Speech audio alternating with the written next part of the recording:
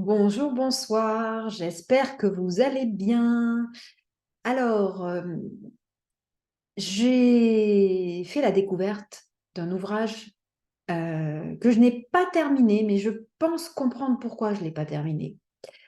En fait, c'est Just Kids de Patti Smith. Alors, certains l'ont peut-être lu, hein, c'est un livre autobiographique dans lequel elle parle de son histoire d'amour avec Robert Mapplethorpe, qui est un photographe, artiste, et puis qui est décédé, hein, qu'elle a perdu. Et c'est une très belle histoire sur les artistes maudits. Au début, après ils ont un succès, mais quand même, c'est des artistes maudits, le couple d'artistes. Et je trouve qu'ils incarnent parfaitement cet archétype du couple d'artistes. Et donc là, j'en suis dans le roman au moment où ils s'installent ensemble. Bon, voilà, je divulgage rien du tout. C'est juste, voilà, je vous donne là où j'en suis. Je me suis bloquée à ce moment-là. Je ne sais pas pourquoi. Je comprendrai sans doute. Peut-être parce que ils ont une telle soif de création que ça va au-delà de l'entendement, en fait, et que cette soif de création, elle est tellement forte que elle relève de la foi. Et quand je vois leur parcours, que je connais un petit peu, je trouve ça magnifique. Et en même temps, pour ma part, je me dis: «Mais est-ce que je serais capable d'aller jusque-là?» Enfin, je trouve ça magnifique en même temps et waouh! C'est vraiment ce phénomène du balancier où on se dit: «Mais là, il touche le fond pour toucher la lumière, mais moi, je n'ai pas envie d'aller toucher le fond comme il touche le fond, hein». Et je crois que ça m'a bloquée parce que, je me sens complètement habitée par cette soif de création, donc que je transmets au travers des mandalas. Donc là, vous avez donc le portail des mandalas, sur lequel vous verrez, hein, ce que je crée, j'écris, voilà, je fais plein d'autres choses au niveau artistique, mais ça, c'est mon jardin secret et j'ai pas quelque chose que j'ai envie de rendre public. Bon, j'en ai peut-être déjà dit trop, mais en tout cas, ce qui, mmh ce qui m'habite et ce qui me fait un petit peu souffler, c'est ça. Parce que je me sens complètement reliée à cette soif de création et je sais à quel point ça peut être souffrant que de ne pas créer et de ne pas aller au bout de sa création.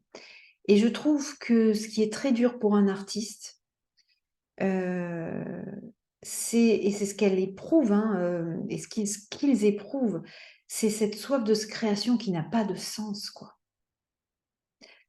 Et ça, je trouve ça super dur, en fait.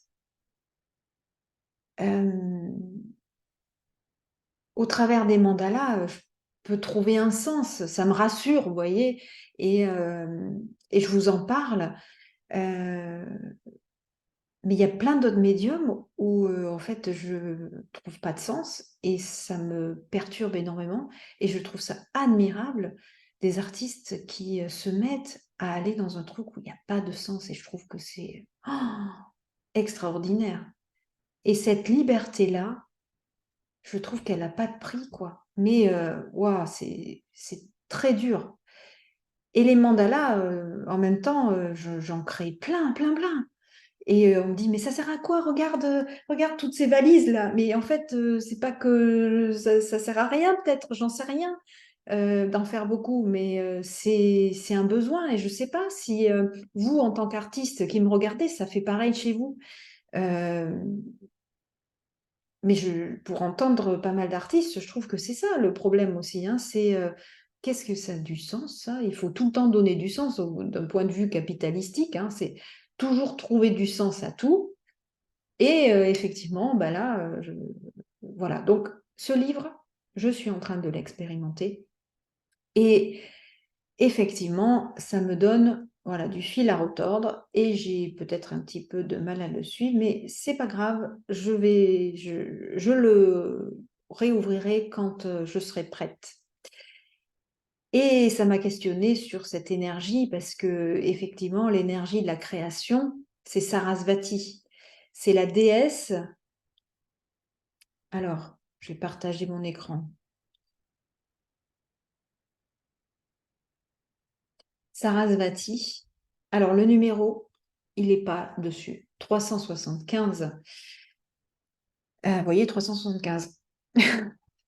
Et Sarasvati, c'est la force de la création. C'est la déesse des artistes. Et c'est celle qui anime et habite les artistes de ce monde, en fait. Hein, et les artistes en Inde célèbrent cette déesse. En fait, Sarasvati, c'est l'épouse de Brahma, le grand créateur. Le grand créateur, en fait, lui, il fait, voilà, il est immanent, il est là, c'est tout. Enfin, c'est tout, c'est déjà énorme, excusez-moi. Et Sarasvati, c'est celle qui va se déployer au travers bien, de cette création, c'est son épouse, c'est celle qui va exprimer. Et Sarasvati, c'est la force de l'expression. Un artiste, il a besoin de s'exprimer. Mais je crois aussi que chaque être humain a besoin de s'exprimer. Parce que l'être humain, dans la mesure où il ne peut pas s'exprimer, bien, il y a son corps émotionnel qui est comme flétri, qui est le mot qui me vient, c'est pas flétri, c'est le corps émotionnel qui viendrait se scléroser, quoi. Et la grande libération, c'est de pouvoir exprimer. Et du coup, je me demande si en ce moment, il ne faut pas vraiment se référer à ce mandala, se focaliser sur cette énergie magnifique de Sarasvati, parce que il y a des forces extrêmement puissantes, des forces contraires extrêmement puissantes qui empêchent cette créativité, et notamment au travers de l'intelligence artificielle, des algorithmes, de l'informatique. Alors, c'est pas négatif en soi, parce que il faut le voir comme un tremplin. Pour l'instant, on se le prend en pleine face, mais l'être humain est suffisamment habile et intelligent pour pouvoir s'en servir véritablement et l'utiliser comme un tremplin.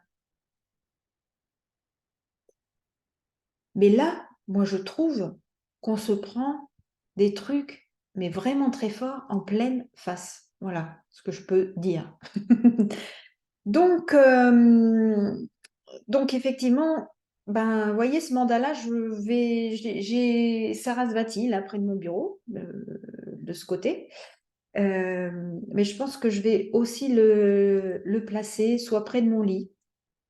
Je vais, pour vraiment me relier à cette énergie, et de garder la foi dans la créativité et la création. C'est super important. Et puis en même temps, je trouve que quand il y a des forces adverses, c'est là où on a envie de créer aussi, bizarrement. Hein. Je trouve que voilà, il y a un paradoxe immense, et la vie est faite de complexité et de paradoxes. Donc, bah, j'espère que j'ai été claire pour vous. En tout cas, je vous dis à très vite, à très bientôt. Et puis pensez à vous abonner, c'est important. Je vous mets le lien des mandalas en dessous. Et puis je vous dis merci et à très vite.